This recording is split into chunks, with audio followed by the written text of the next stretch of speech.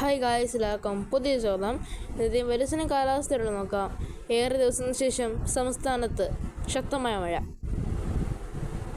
21-ാം തീയതി ശനിയാഴ്ച തിരുവനന്തപുരം, കൊല്ലം, പത്തനംതിട്ട, കോട്ടയം, ഇടുക്കി ജില്ലകളിൽ യെല്ലോ അലർട്ട് പ്രഖ്യാപിച്ചു. 22-ാം തീയതി പത്തനംതിട്ട, കോട്ടയം, ഇടുക്കി ജില്ലകളിലും യെല്ലോ അലർട്ട് പ്രഖ്യാപിച്ചു. 64.5 മില്ലിമീറ്റർ മുതൽ 115.5 മില്ലിമീറ്റർ വരെ മഴ ലഭിക്കുന്ന സാധ്യതയാണ് ശക്തമായ മഴ എന്നുകൊണ്ട് അർത്ഥമാക്കുന്നത്. അതേസമയം ബംഗാൾ ഉൾക്കടലിലും അറബിക്കടലിലുമായി ന്യൂനമർദ്ദവും ചക്രവാത ചുഴിയുമുണ്ട്. ഇതിൻ്റെ സ്വാധീനത്തിലാണ് മഴ വരുന്നത്. ന്യൂനമർദ്ദം ഏറെ അടുക്കുകയും സംസ്ഥാനത്ത് മഴ കനക്കുകയും ചെയ്യുമെന്നാണ് കാലാവസ്ഥ വിദഗ്ധർ. 21-ാം തീയതി ഉച്ചയ്ക്ക് ശേഷവും 22-ാം തീയതി കൂടുതൽ മഴയ്ക്കും സാധ്യതയുണ്ടെന്ന് കാലാവസ്ഥ വിദഗ്ധർ കാര്യമായി ചൂണ്ടിക്കാണിക്കുന്നത്. ഈ ന്യൂനമർദ്ദം തെക്കൻ കേരളത്തിൻ്റെ അടുത്തുകൂടി കടന്നു പോവുകയാണ് ചെയ്യുക. ഇതുകൊണ്ട് തന്നെ മഴ ശക്തിയായി തന്നെ പെയ്യുമെന്ന് കാലാവസ്ഥ വിദഗ്ധർ. ഈ മഴ മുന്നറിയിപ്പ് മാറ്റവും വരാം.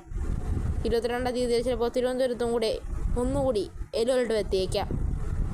ഇതേപോലത്തെ കാലാവസ്ഥ ന്യൂസ് അപ്ഡേറ്റ്സ് അറിയാൻ വേണ്ടി സബ്സ്ക്രൈബ് മറക്കാതിരിക്കുക. നന്ദി.